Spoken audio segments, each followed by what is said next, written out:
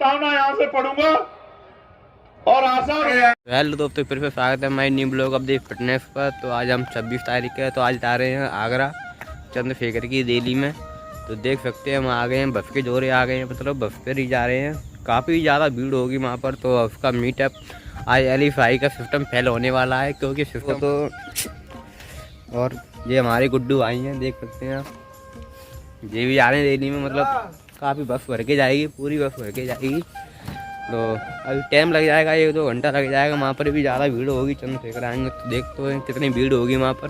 तो बने रहिए मेरे न्यू ब्लॉग के आसपास, और ब्लॉग बढ़िया लगे तो कमेंट करना, शेयर करना और सब्सक्राइब जरूर कर देना भाई मेरे चैनल को। तो अभी 5 मिनट बाद बस निकलेगी। तो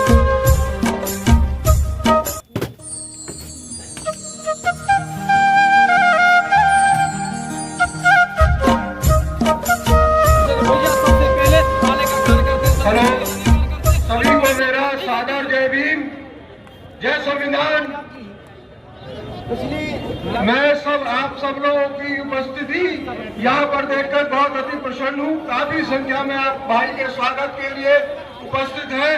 तो मैं भी यही चाहता हूँ कि आप अनुशासन बनाए रखें। थोड़ी देर में भाई आने वाले हैं, इसलिए मैं भी आपसे यही गुजारिश करूंगा। बोलने का समय अब ज्यादा नहीं है। जो हमारे मेन लोग हैं वो पहले आपको पूरी व्यवस्था बताएंगे। और मैं ये चाहता हूँ कि संविधान दिवस पे जो संकल्प की सभा जो रखी गई है, आप लोग भी इसमें एक कोई संकल्प लें, जिससे कि हम संविधान की रक्षा कर सके और अपने अपने क्षेत्र में जाकर बखूबी सही ढंग से काम कर सके। बहुत बहुत धन्यवाद। जय भीम, जय भारत, जय संविधान। अब मैं वक्ता की कड़ी में आगे हमारे जो इस आगरा जनपद के जिला अध्यक्ष हैं शशांक बोस जी से भी निवेदन करूंगा कि वो अपने विचार संक्षेप में रखें। शशांक बोस जी, और ये हमारे जो भी साथी ये जिनके साथ सैकड़ों की भीड़ आ रही है, उनका मैं बहुत बहुत धन्यवाद करूंगा, आभार करूंगा। जय भीम। धन्यवाद। बस कुछ बच गए। ये भीड़ है, ये संगठन के लोग नहीं है, ये तो सबकी जगह आती है। ये आरक्षण के खिलाफ साजिश कर रही है, लोकतंत्र के खिलाफ साजिश कर रही है, संविधान की हत्या करने का काम कर रही है, सारी सरकारी नौकरी को खत्म कर रही। ये उनके खिलाफ कोई आंदोलन नहीं कर रहे। तब हम लोगों ने तय किया कि अब ज्यादा दिन तक रुक के फायदा नहीं है। अगर ज्यादा दिन हम रुके रहे तो एक समय ऐसा आ जाएगा कि लड़ाई खत्म हो जाएगी। ये देश फिर से राजतंत्र के हाथ चला जाएगा, जिसका प्रयास मोदी जी कर रहे हैं कि चंद पूंजीपतियों को मजबूत कर रहे हैं और बाकी व्यापारियों को, छोटे व्यापारियों को खत्म कर रहे हैं। जो सरकारी नौकरी हमें पैरों में खड़ा करती थी, उस सरकारी नौकरी को खत्म कर रहे हैं। ठेका, संविदा, इनके नाम पे आरक्षण की हत्या करके अपने लोगों को बिठा रहे, लेटरल एंट्री से अपने लोगों को बिठा रहे। तब हमने इस काम को शुरू किया और आज आपके संघर्ष से देश भर में चर्चा है कि राजस्थान को 3 तारीख का जो परिणाम आ रहे हैं, वो परिणाम ऐतिहासिक होंगे। आजाद समाज पार्टी के बिना, आरएलपी के बिना सरकार नहीं बनेगी राजस्थान में। अगर आज ऐसा वहां हुआ है, इसके लिए उत्तर प्रदेश के लोग बधाई के पात्र हैं, क्योंकि मेरा जन्म उत्तर प्रदेश में हुआ और मुझे संघर्ष करना आप लोगों ने सिखाया, मुझे ताकत आप लोगों ने दी है। अगर आप लोगों ने संरक्षण न किया होता, मेरी साथ न दिया होता, तो शायद आज राजस्थान में यह विश्वास और प्यार मजबूत नहीं होता। राजस्थान के लोगों ने तो मौन बना लिया, उन्होंने सारे नेता देख लिए, उनको समझ आया कि आजाद समाज पार्टी को ताकत देनी। लेकिन उत्तर प्रदेश में अभी भी हमारे लोग इस काम को जिम्मेदारी से नहीं कर रहे। मैं पूछना चाहता हूं कि भाई अरुण को न्याय क्यों नहीं मिल रहा है? मनीषा बहन के परिवार को जो वादा मुख्यमंत्री ने किया था सरकारी नौकरी का, आवास का, वो पूरा क्यों नहीं हुआ? उसका एकमात्र कारण यह है कि उत्तर प्रदेश की भाजपा सरकार को लगता है, क्योंकि अभी अभी वो दलित सम्मेलन कर रही है और बहुजन समाज पार्टी ने उनको वॉकओवर दे दिया। आप ये महसूस करो कि जब कोई दुश्मन हमारे लोगों को बरगलाने के लिए, बेवकूफ बनाने के लिए हमारी बस्तियों, हमारी गलियों में, हमारे कस्बों में आए, तो हमारे पढ़े लिखे लोगों को उनका विरोध करके अपने समाज को उनका सच बताना चाहिए। लेकिन जब भारतीय जनता पार्टी ने अभी दलित सम्मेलन बुलाए, उसका एक जवाब बहुजन समाज पार्टी ने नहीं दिया। इसका मतलब उनके नेता ये तय कर चुके कि हम तो कमजोर हो ही रहे हैं। अब ये अगर समाज बाबा साहब अम्बेडकर का मिशन छोड़ के भाजपा की तरफ चला जाए तो हमें तकलीफ नहीं होनी चाहिए। लेकिन आप सोचो कि अगर ये समाज अपनी राजनीतिक हैसियत छोड़ के कहीं गया और पिछड़कू बन गया तो इनके हिस्से में क्या आएगा? उत्तर प्रदेश में आप बहुजन समाज के लोग इतनी संख्या में हो कि अपनी ताकत अपने बलबूते बना सकते हो।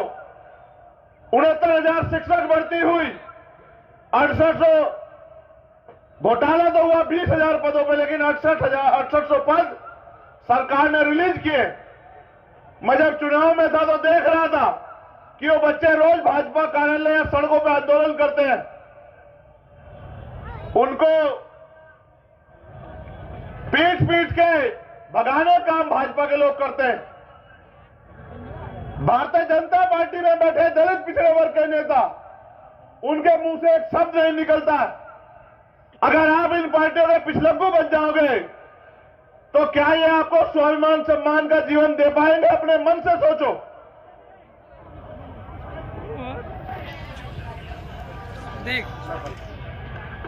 वो भी चाहते हैं कि आप उनके दलों में आ जाओ। उसका कारण आपके पास वोट है, वो आपसे प्यार नहीं करते। आपके पास बाबा साहब अम्बेडकर की चार बच्चों कुर्बानियों से मिला वोट है। वो इस बात को जानते हैं कि इनके पास वोट है, में इनकी जरूरत है। लेकिन महसूस करो, जो भारतीय जनता पार्टी, कांग्रेस या किसी भी पार्टी में नेता है, समाजवादी पार्टी में भी जो लोग नेता है, वो अपने नेताओं को बाईपास करके क्या आपकी आवाज उठा सकते हैं? जब वो आपकी आवाज नहीं उठा सकते तो वो आपके अधिकारों की रक्षा कर सकते हैं क्या? 2 अप्रैल 2018 में आगरा के लोगों ने जो संघर्ष किया था, ऐतिहासिक था, वो इतिहास में लिखा गया। उसका कोई जवाब नहीं। आपको सहना भी पड़ा। सहना तब पड़ता है जब आपका नेता हाथ पीछे खींच ले। 2 अप्रैल 2018 को जो आपने संघर्ष किया, जब 12 बजे तक बड़ी भीड़ जुटी, तब तक तो सब लोगों ने कहा हम भी शामिल है, हम भी शामिल है। लेकिन जब विरोधियों ने हमारे लोगों पर गोलियां चलाने का काम किया, लाठियां से पीटने का काम किया, तो जिन नेताओं के भरोसे आप लड़ रहे थे उन्होंने कहा हमारे इस आंदोलन से कोई मतलब नहीं। भाजपा को ताकत दे दी कि ये नौजवान जो अपनी जान की बाजी लड़ा के समाज की लड़ाई लड़ रहे हैं, इनको पीटो। और परिणाम ये हुआ कि हजारों लोग जेल गए और पुलिस ने जेल में पकड़े जाने के बाद इतनी लाठियों से पीटा मेरे भाइयों को, हजारों लोगों को राशुका लगी, तमाम तरह की मुसीबत का सामना करना पड़ा। आप सब लोग बताओ, क्या किसी पार्टी ने आपके हुए अन्याय खिलाफ आंदोलन किया क्या? आप अपने स्वाभिमान सम्मान की लड़ाई लड़ने, उनकी रक्षा करने खुद आए। आज पूरे देश में पुलिस से पहले भीम आर्मी के नौजवान अन्याय होने पर जाते और पीड़ित परिवार को न्याय दिलाने की लड़ाई लड़ते बिना किसी स्वार्थ के। मैं आपसे वादा करता हूं कि आने वाले 1 साल के अंदर आपके 2 अप्रैल 2018 के मुकदमे वापस करा के दिखाऊंगा। आप मेरी यह बात को याद रखना। चाहे मुझे कुछ भी संघर्ष करना पड़े, चाहे मेरी जिंदगी जेल में क्यों ना कट जाए, लेकिन मैं आपको मजबूर नहीं होने दूंगा इन सरकार को आगे। आप चिंता मत करो। लेकिन आप भी सोचो मेरे साथियों, इस लोकतंत्र में जब तक आप अपनी राजनीतिक ताकत नहीं बनाओगे तो आपके साथ ये जुल्म जातीय अन्याय अत्याचार होता रहे। आप इतनी बड़ी संख्या में यहां आए और यहां से आप कुछ सीख कर नहीं जाते और जाके उस काम को अमल में नहीं लाते, तो फिर ताकत कैसे बनेगी? ये लोकतंत्र है, संगठन में शक्ति है। अगर आप संगठन का काम प्रॉपर नहीं करते, अपनी बूथ की कमेटियां, सेक्टर की कमेटियां, विधानसभा की कमेटी, जिले की कमेटी और जो हमारे पार्टी के फ्रंटल संगठन है उनकी कमेटियां नहीं बनाते, जिम्मेदारी नहीं उठाते, तो आपकी ताकत कैसे बनेगी? आप ये सोचो, आपकी पार्टी का संगठन कोई दूसरी पार्टी के लोग बनाएंगे क्या? अब जिन नौजवानों पर मुझे भरोसा है कि वो स्वाभिमान सम्मान की लड़ाई लड़ेंगे और वो हाथ में कैमरा लेके वीडियोग्राफर बनना चाहे, फोटोग्राफर बनना चाहे, तो आंदोलन कैसे कामयाब होगा? मैं आ जाऊं तो आ जाओ और फिर जो जमीनी काम जिले पे करना वो ना करो। मैं आ जाऊं तो बड़ी संख्या में नारे लगाओ और जाके अपने क्षेत्र में जिम्मेदारी ना उठाओ, तो ताकत कैसे बनेगी? मैं भी देखते रहता हूं कौन काम कर रहा है और कौन मुझे सिर्फ चेहरा दिखाने के लिए आता है। मैं ये भी जानता हूं, हमारे अकाली दल के प्रदेश अध्यक्ष जी भी यहां बैठे और हमारे बंते जी भी और सीनियर लोग यहां बैठे। मैं ये भी जानता हूं कि आगरा के जो लोग हैं वो सक्षम लोग हैं, वो किसी कमजोर के साथ नहीं खड़े होते। 1992 से पहले पार्टी तो पिछली 84 में बन गई थी, लेकिन 92 से पहले जब वो यहां चुनाव लड़ती थी उनको 1000-1200 वोट मिलते थे। जब 92 में अलायंस हुआ तो आपके अंदर हिम्मत जागी और आपने ताकत बनाने का काम किया। मैं आगरा के लोगों का स्वभाव जानता हूं, अलीगढ़ के लोगों का, हाथरस कासगंज के लोगों का। आप कमजोर के साथ नहीं खड़े होते, इसलिए हमने राजस्थान में जाके ताकत बनाने का काम किया कि आप भी जागो, आप भी मेहनत करो, आप भी लापरवाह मत बनो। राजस्थान में ताकतवर हो जाएंगे, उससे उत्तर प्रदेश की समस्याओं का हल नहीं होगा। राजस्थान में ताकतवर हो जाएंगे, इससे उत्तर प्रदेश के बच्चों को रोजगार नहीं मिलेगा। उत्तर प्रदेश में जो गुंडागर्दी हो रही है उसको जवाब नहीं मिलेगा। उत्तर प्रदेश में जो गरीबों की जमीन दबाई जा रही है, आरक्षण का प्रावधान खत्म किया जा रहा है, घोटाले हो रहे हैं, प्रमोशन में रिजर्वेशन नहीं है, उसका लाभ नहीं मिलेगा अगर राजस्थान में ताकतवर होंगे। अगर उत्तर प्रदेश में ताकतवर होंगे तब इसका लाभ आपको मिलेगा।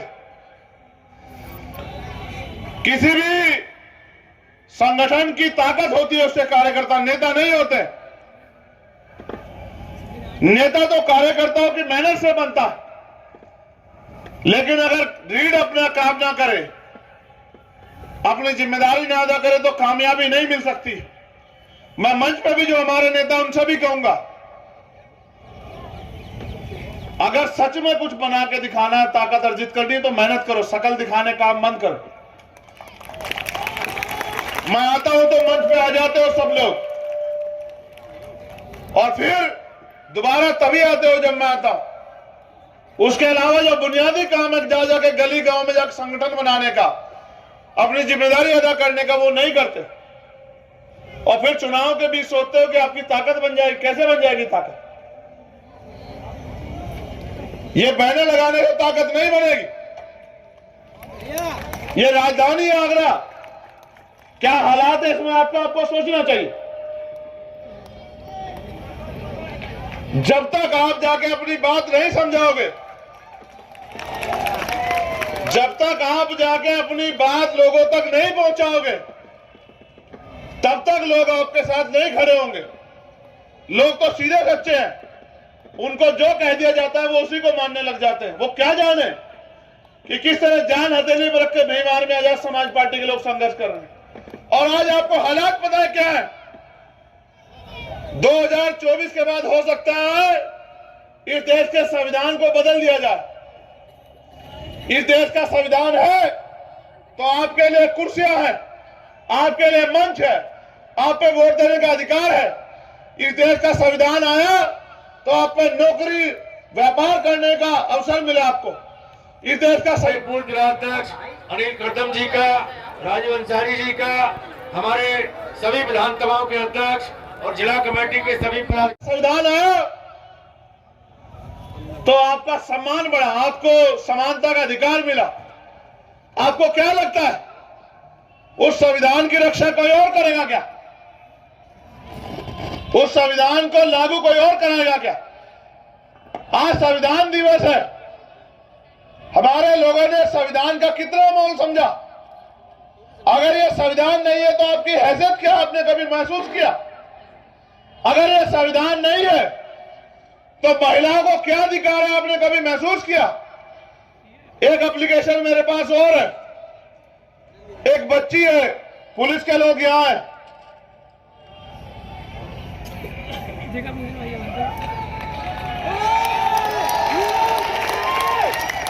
ये बच्ची है कामनी प्रजापति, इसकी उम्र 13 साल है।